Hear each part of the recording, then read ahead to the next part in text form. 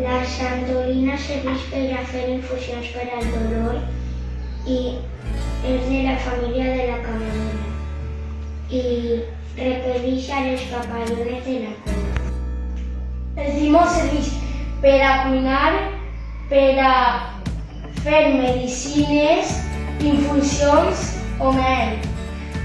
Atrau a les abelles, repel·lixen als mosquits i a les mosques. L'espígol té un ús curatiu i es poden fer ambientadors diversos. Atrau a les papallones i repel·lix a les formigues.